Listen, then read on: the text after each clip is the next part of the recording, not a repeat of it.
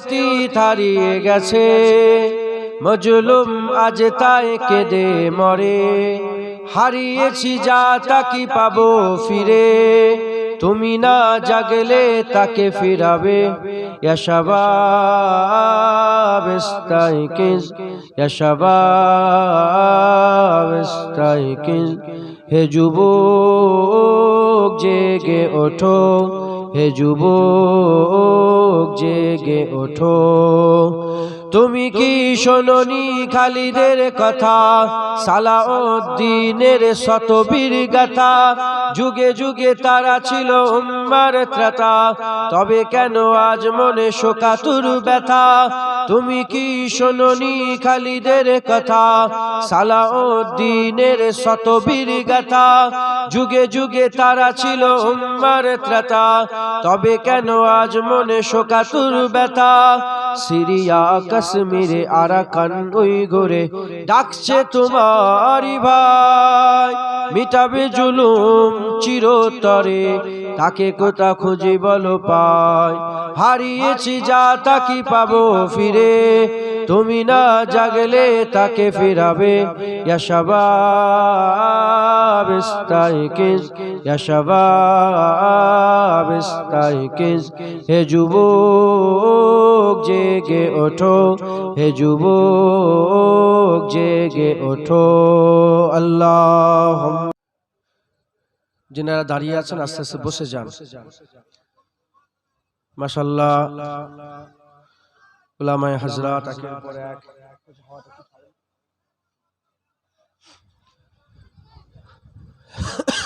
মূল্যবান ওয়াজ ও নসিহত পেশ করলেন। আজ মুহররমুল হারামকে কেন্দ্র করে খাস ইসালে সওয়াব ইয়াদগারে হুসাইন রাদিয়াল্লাহু তাআলা আনহু হুজুরের স্মরণে ওয়াজের মজলিস।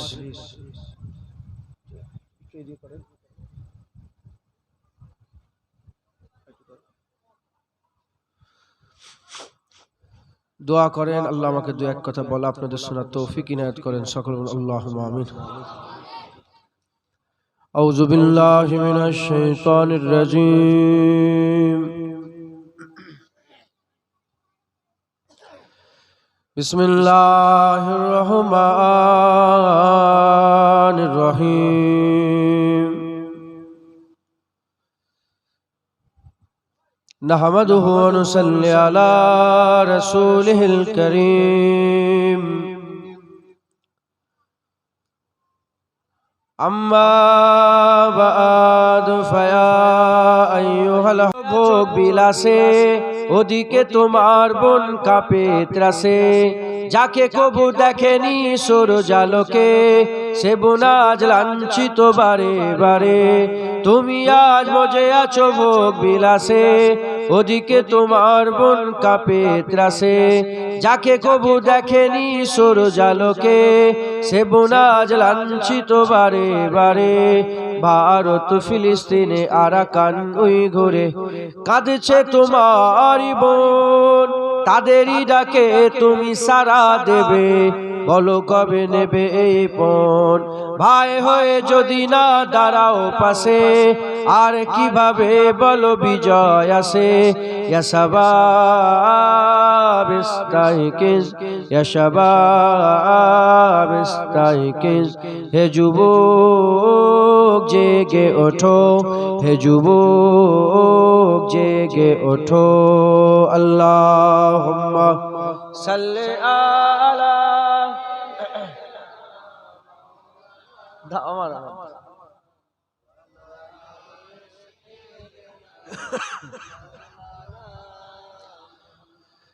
তাদেরই বেঁধে দিয়া কাটা তার ভুলো, জেনে রেখো মোদের সীমানা নেই কোনো। মুসলিম হলে তাকে ভাই বলে যেন, তার ডাকে সদা তুমি সাড়া দাও যেন। তাদেরই বেঁধে দিয়া কাটা তার ভুলো, জেনে রেখো মোদের সীমানা নেই কোনো।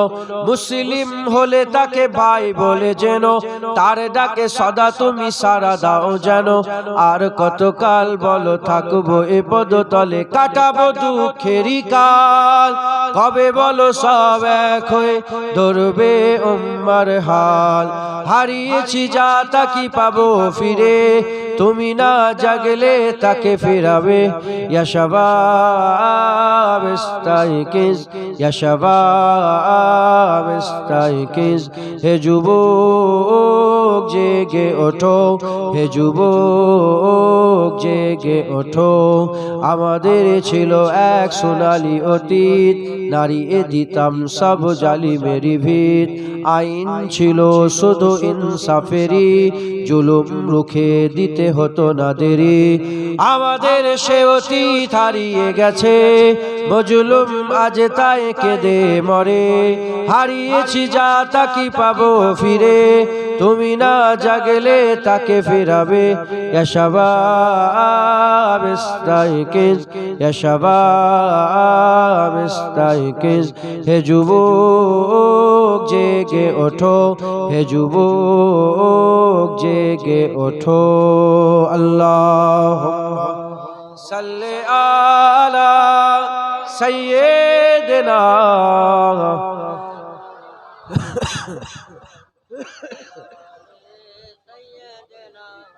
ইসলাম দরদি আমার মুরব্বী বাপজান চাচান জনেরা, জোয়ান যুবক আমার ভাইজানেরা, স্নেহের কচি কচি বাচ্চারা, উলামায়ে হযরত, হাফেজ সাহেব, ইমাম সাহেব, জ্ঞানী গুণী বুদ্ধিজীবী সুধী আল্লাহ পাকের নেককার দিন দরিদি ইমানদার ভাইয়েরা, দূরে বসে থাকা পর্দার অন্তরালে অবস্থিত পর্দা নিশিনা ধার্মিক আমার মা ও বোনেরা, আল্লাহ পাকের দরবারে খাস শুকর, আমরা কেউই যোগ্য নয়।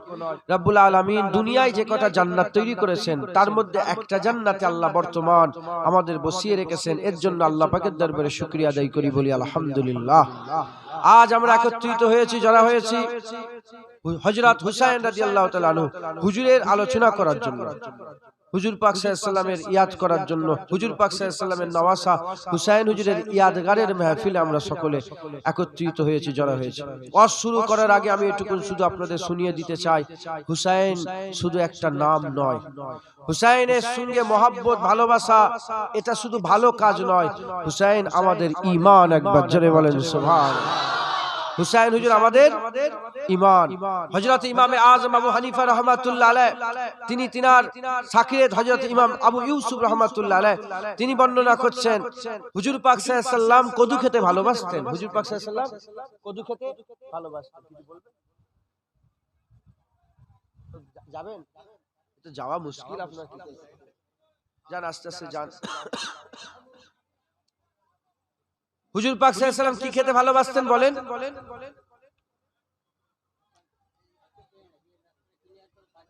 আচ্ছা কথা বলেন। দেখেন আমি এসেছি অল্প সময়ের জন্য, আর দু এক কথা আল্লাহ পাক, আমার শরীরও ভালো নেই, এই কাশি হচ্ছে দেখেছেন, এরকম কাশি হবে আগে থেকে মাপ চেয়ে নিচ্ছি, শরীর খারাপ, আমার শরীর ভালো নেই, আপনারা দোয়া করেন আল্লাহ যেন আমার শরীর সুস্থ করে দেন। এখন আপনারা যদি কথা বলেন আর বিরক্ত করেন তাহলে আর হবে না, তাহলে আর ওয়াজ হবে না, এরকম করতে করতে সময় নষ্ট হয়ে যাবে। আর যদি চুপচাপ ওয়াজ শোনেন তাহলে দু এক কথা বলবো, আপনাদের আকীদা ঠিক হবে। জিকির করে কি করে? হাই হাই হয় না, না না, হুসাইন হুজুরের জিকির এমন ভাবে হবে 80 বছরের বুড়ো 22 বছরের মতন যুবক হয়ে যাবে। এ হচ্ছে হুসাইন হুজুরের বয়ান। এমন জাজবা চলে আসবে, এমন হাল পয়দা হবে যে এক্ষুনি কারবালায় চলো, এক্ষুনি আল্লাহর জন্য জানকে কুরবান করে দাও। তো আপনারা সকলে শোনেন, দু এক কথা বলি, আপনারা সকলে শুনে আমল করবেন, বলেন ইনশাআল্লাহ। তো হযরত ইমাম আবু ইউসুফ রাহমাতুল্লাহ আলাইহি, তিনি আমাদের ইমাম আজম আবু হানিফা রাহমাতুল্লাহ আলাইহির সাকিরেত, তিনি বলছেন কেউ শুনলেন হুজুর পাক সাল্লাল্লাহু আলাইহি ওয়াসাল্লাম কদু খেতে ভালোবাসতেন, এটা শোনার পরে কেউ যদি বলে আমার কদু ভালো লাগে না, সে কাফের হয়ে যাবে। কি হয়ে যাবে? কাফের হয়ে যাবে, কারণ সে হুজুরের পছন্দকে অপছন্দ করেছে। হুজুর পাক দাড়িকে পছন্দ করতেন, কেউ যদি বলে আমার দাড়ি ভালো লাগে না, কাফের হয়ে যাবে। হুজুর পর্দাকে, মেয়েদের পর্দাকে পছন্দ করতেন, কেউ যদি বলে আমার পর্দা ভালো লাগে না, এসব পর্দা এসব মানি না আমি, ঈমান নষ্ট হয়ে যাবে। তাহলে হুজুর পাকের পছন্দ কেউ যদি অপছন্দ করে তার ঈমান থাকবে। হুসাইন হুজুরকে রাসূলুল্লাহ পছন্দ করতেন। হুসাইন শুধু একটা নাম নয়, হুসাইনের সঙ্গে মহব্বত ভালোবাসা এটা শুধু ভালো কাজ নয়, হুসাইন আমাদের ঈমান। একবার জোরে বলেন সুবহানাল্লাহ। হুসাইন হুজুর আমাদের ঈমান। হযরত ইমামে আযম আবু হানিফা রাহমাতুল্লাহ আলাইহি তিনি তিনার শাকিরেত হযরত ইমাম আবু ইউসুফ রাহমাতুল্লাহ আলাইহি তিনি বর্ণনা করছেন হুজুর পাক সাল্লাল্লাহু আলাইহি সাল্লাম কদু খেতে ভালোবাসতেন। হুজুর পাক সাল্লাল্লাহু আলাইহি সাল্লাম কদু খেতে ভালোবাসতেন। কিছু বলবেন? যাবেন? তো যাওয়া মুশকিল আপনার কি করতে? যান আস্তে আস্তে যান। হুজুর পাক সাল্লাল্লাহু আলাইহি সাল্লাম কি খেতে ভালোবাসতেন বলেন?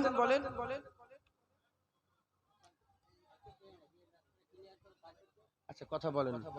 দেখেন আমি এসেছি অল্প সময়ের জন্য, আর দু এক কথা আল্লাহ পাক, আমার শরীরও ভালো নেই, এই কাশি হচ্ছে দেখেছেন, এরকম কাশি হবে আগে থেকে মাপ চেয়ে নিচ্ছি। শরীর খারাপ, আমার শরীর ভালো নেই, আপনারা দোয়া করেন আল্লাহ যেন আমার শরীর সুস্থ করে দেন। এখন আপনারা যদি কথা বলেন আর বিরক্ত করেন তাহলে আর হবে না, তাহলে আর অজ হবে না। এরকম করতে করতে সময় নষ্ট হয়ে যাবে। আর যদি চুপচাপ শোনেন তাহলে দু এক কথা বলবো, আপনাদের আকীদা ঠিক হবে। জিকির করে কি করে? হাই হাই হয় না না না।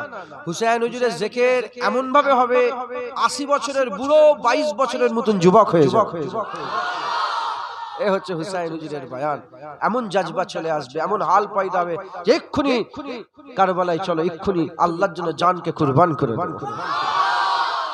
তো আপনারা সকলে শোনেন, দু এক কথা বলি, আপনারা সকলে শুনে আমল করবেন, বলেন ইনশাআল্লাহ।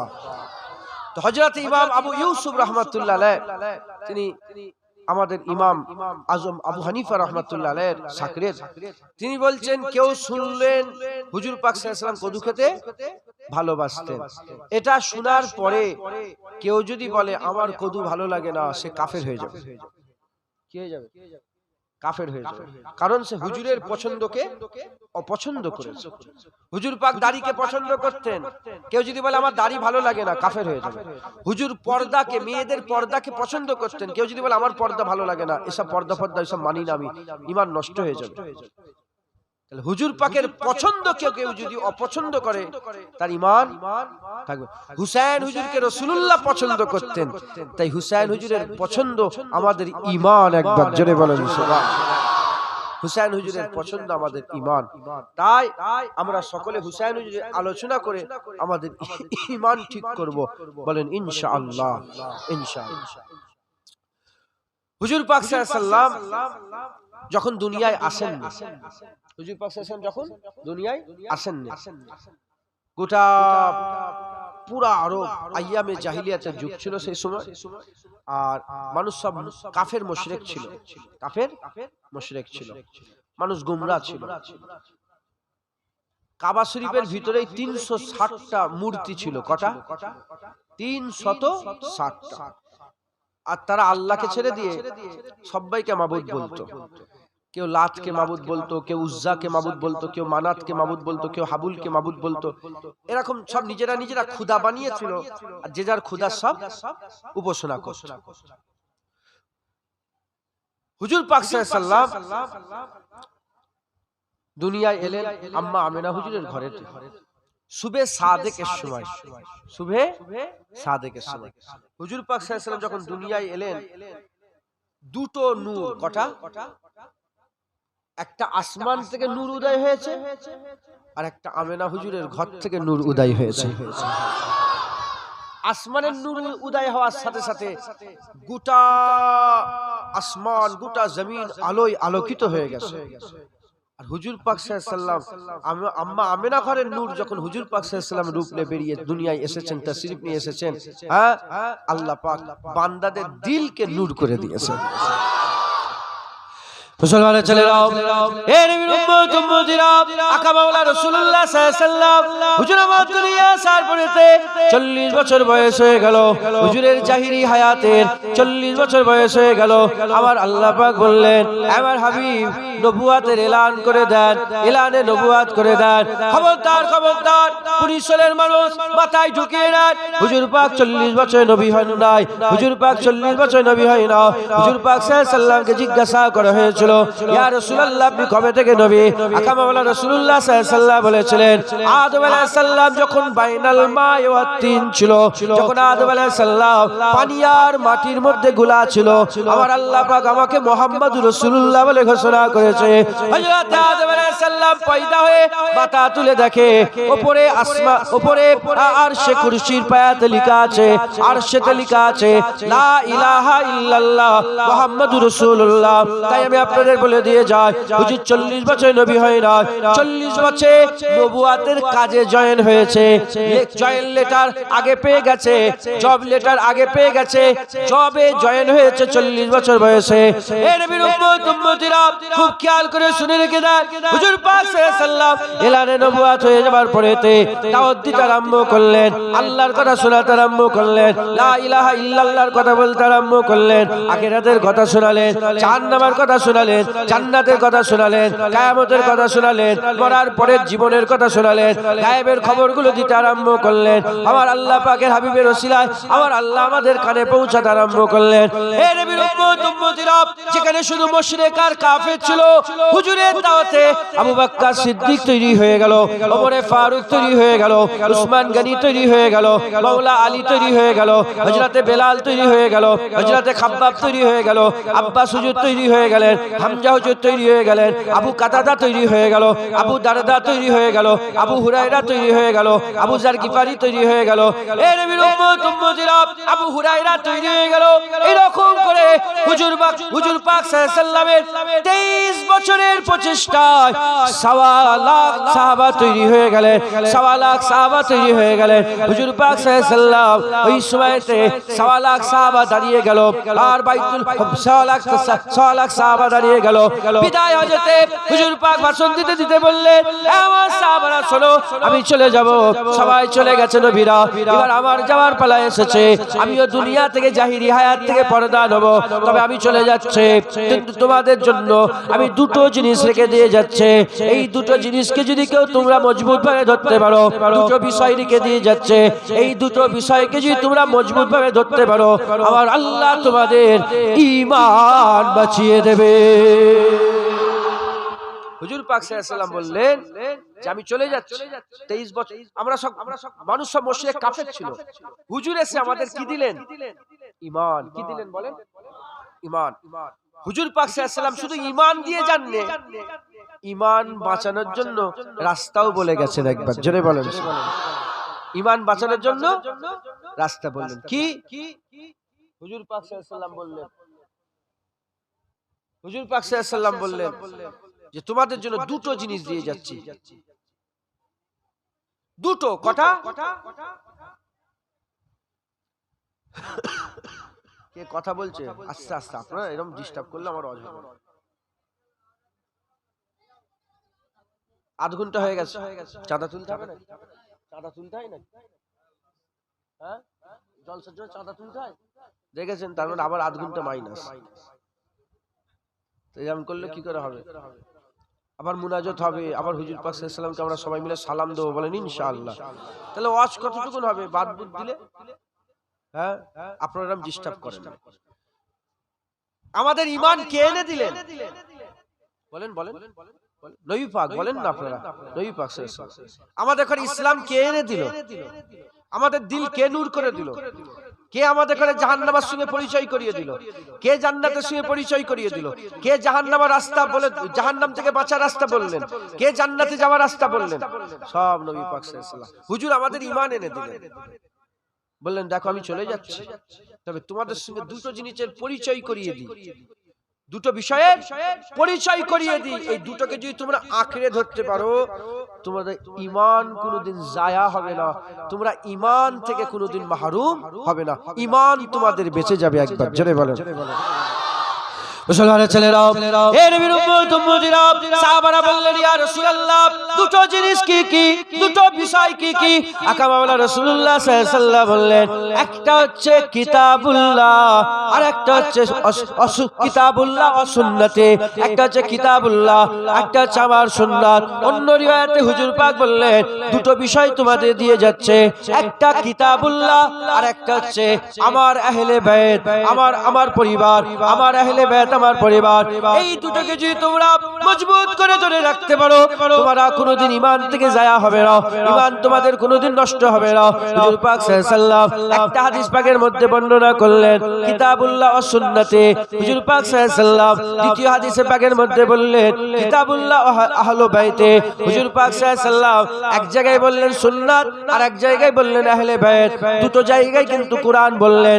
কেন কোরআন বললেন? এজন্যই বললেন, কোরআন দুটো জায়গায় বললেন, দ্বিতীয়টা এক জায়গায় সুন্নাত বললেন, এক জায়গায় আহলে বাইত বললেন। উলামায়ে হাজরাতের ব্যাখ্যায় বর্ণনা করছেন কিতাবুল্লাহ দু জায়গায় কম্পালসরি এজন্য রাখলেন, কারণ কিতাবে কারো অস্বীকার নাই, কিতাবে কারো ছন্দ নাই, কিতাবে কোনো মুখালেফ নাই, কিতাবে কোনো অস্বীকার নাই, কিতাব নিয়ে কোনো মতবিরোধ নাই।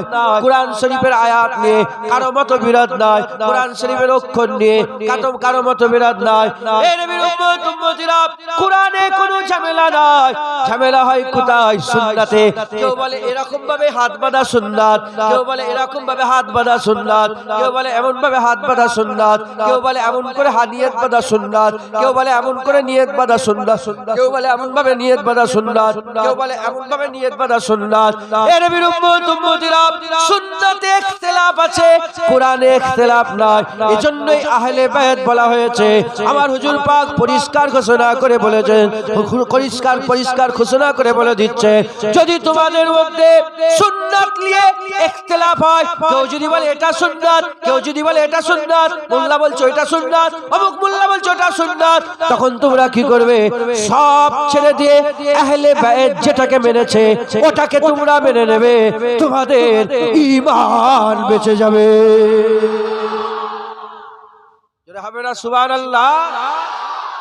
তাই হুজুর পাক বললেন তোমাদের জন্য দুটো জিনিস রেখে দিয়ে যাচ্ছি, একটা হচ্ছে কোরআন আর একটা আহলে বাইত। আপনারা সাধারণ মানুষ সব কোরআন শরীফ কি বুঝতে পারছেন তো? আহলে বাইত সবাই জানেন যে আহলে বাইত কথা ঠিক না বেঠিক বলে? আহলে বাইত, আহলে বাইত হচ্ছে হুজুর পাকের আহাল, হুজুর পাকের পরিবার। আপনাদের সব পরিবার আছে না নেই? আপনার ছেলে, আপনার মেয়ে, আপনার মেয়ের ছেলে, আপনার ছেলের ছেলে, এরকম পরিবার আছে না নেই?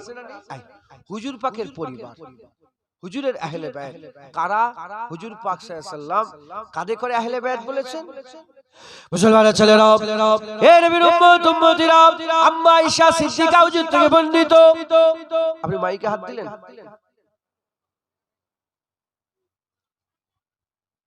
এরকম তো আছে, আপনি কমেছেন, সাউন্ডটা সমস্যা হয়ে গেল। হে নবীর উম্মত উম্মতিরা, আম্মা আয়েশা সিদ্দিকা হুজুর থেকে বর্ণিত, আকা মাওলানা রাসূলুল্লাহ সাল্লাল্লাহু আলাইহি ওয়াসাল্লাম এক তারিখে সিয়া চাদর মুবারক পরে হুজুর কামলিতে নিজেকে ঢাকা রেখে হুজুর গায়ে মুবারক চাদর চাপিয়ে আম্মা আয়েশা সিদ্দিকা হুজুরের ঘরে অবস্থান করছিলেন। আকা মাওলানা রাসূলুল্লাহ সাল্লাল্লাহু আলাইহি ওয়াসাল্লাম অবস্থান করছিলেন। ওটা কি নিয়ে এসেছেন? যান নিয়ে যান। কেন ডিস্টার্ব করছেন? আল্লাহ এরকম করলে আজ হবে না। আমি মাফ চেয়ে নিচ্ছি, আল্লাহ মাফ করেন। মনে করছেন যে উঠা থেকে শুধু খুটুম করেই যাচ্ছে, বিরক্ত হচ্ছে না? নামাজে কাতারে নাম করে যাওয়া নিষেধ। জুম্মার দিনে হুজুর পাক বলছে তোমরা এমন করে পার হয়ে যেওনি, যেখানে জায়গা পাবে সেখানে বসে যাও। আর আল্লাহ পাক কোরআন শরীফে বলছে মজলিস সময়ে তোমরা যদি সরে সারে একটু লোকের বসার জায়গা করে দাও, আমি আল্লাহ তোমাদের জান্নাতে বসার জায়গা করে দেব। কোরআন শরীফে আল্লাহ পাক বলেছে। মুসলমানের ছেলেরা, হে নবীর উম্মত উম্মতিরা, হুজুর পাক মুবারক চাদর, শিয়া বর্ণের কালো মুবারক চাদর হুজুরের শরীরের মধ্যে ছিল, হুজুরের শরীরের মধ্যে ছিল। এমন অবস্থাতে হযরত আম্মা আয়েশা সিদ্দিকা বলেন, হযরত আয়েশা সিদ্দিকা বলেন, হুজুর পাক সাল্লাল্লাহু আলাইহি ওয়াসাল্লাম বসে আছেন। এমন অবস্থাতে ছোট ছোট পা ফেলে নূর ছড়াতে হযরত হাসান হুজুর বেরিয়েছেন। হযরত হাসান হুজুরকে ডেকে নিলেন। হুজুর নানা যান কোলের মধ্যে ঢুকিয়ে নিলেন, চাদরের মধ্যে ঢুকিয়ে নিলেন। তারপর হযরত হুসাইন হুজুর ছোট ছোট পা নিয়ে নূর ছড়াতে ছড়াতে এসেছেন। হুজুর পাক সাল্লাল্লাহু আলাইহি হুসাইন হুজুরকে ডেকে চাদরের মধ্যে ঢুকিয়ে নিলেন। তারপর আম্মা ফাতেমাতুজ জাহরা বিনতে রাসূলুল্লাহ সাল্লাল্লাহু আলাইহি ওয়াসাল্লাম তিনি বেরোলেন। আম্মা আয়েশা সিদ্দিকা হুজুরকেও চাদরের মধ্যে ঢুকিয়ে নিলেন। হযরতে আকা মাওলা রাসূলুল্লাহ সাল্লাল্লাহু আলাইহি ওয়াসাল্লামের জামাতা মাওলা আলী হুজুর বেরোলেন। মাওলা আলী হুজুর আসলেন। হুজুর আলীকেও ডাকলেন। মাওলা আলীকে ডেকে চাদরের মধ্যে ঢুকিয়ে নিলেন। হুজুর আবার চাদর চাপা দিয়ে হুজুর পাক সাল্লাল্লাহু আলাইহি ওয়াসাল্লাম ঘোষণা করে দিলেন, হা উলায়ে আহলুল বাইত, হা উলায়ে আহলুল বাইত। হুজুর পাক সাল্লাল্লাহু আলাইহি ওয়াসাল্লাম বললেন, ইরাই হচ্ছে আমার আহলে বাইত।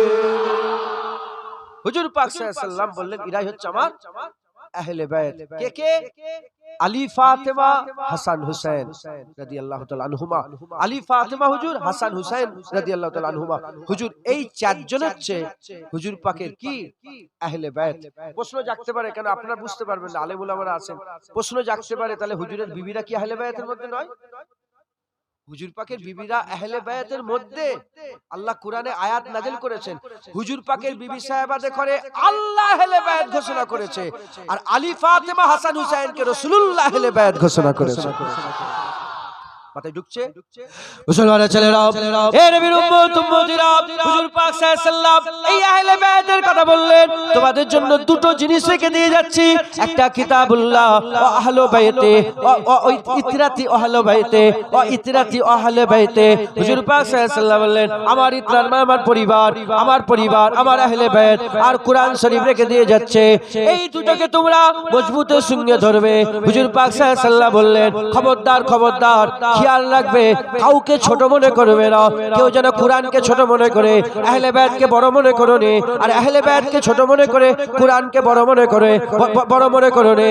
যদি আমরা একটাকে ছোট মনে করি, তাহলে কোরআনকে যদি বড় মনে করি, আহলে বায়াতকে ছোট মনে করি, কোরআনকে বেশি প্রাধান্য দেব, আহলে বায়াতকে কম। হুজুর বললেন না, একে অপরের উপরে তারজি আছে, একে অপরের উপরে তারজি আছে, দুজনেরই দরকার, দুটোকেই গুরুত্ব দেবে, কারণ এই দুটো একসাথে কিয়ামতের ময়দানে কিয়ামতের ময়দানে হুজুর পাক সাল্লাল্লাহু আলাইহি ওয়াসাল্লাম বললেন, হাউজে কাউসারের সামনে আমার আল্লাহ একসাথে আমার সামনে উপস্থিত করবে। দুটোরই বলেন বলেন বলেন, নারে তাকবীর বলেন, আল্লাহ কবুল করে, নারে তাকবীর, নারে তাকবীর। ও বলেন ওর খুন বলেছে, কথা ঠিক না বেঠিক বলে? আল্লাহ কবুল করেন। দুটোকে একসাথে আমার আল্লাহ পাক আমার দরবারে, হুজুর বলছে আমার দরবারে আল্লাহ পাক পেশ করবে। দুটোই দরকার। কটা দরকার বলেন? দুটোই। আপনাদের পুলিশ হলে কোনো মিলিটারি আছে? হ্যাঁ, মিলিটারি আছে। মিলিটারিকে জিজ্ঞাসা করবেন যে জুনায়েদ ভাই এসেছিল তো বলে গিয়েছে, এটা কি সত্য কথা? মিলিটারি হতে গেলে শর্ত দুটো। কটা শর্ত? আর এই দুটোই লাগবে।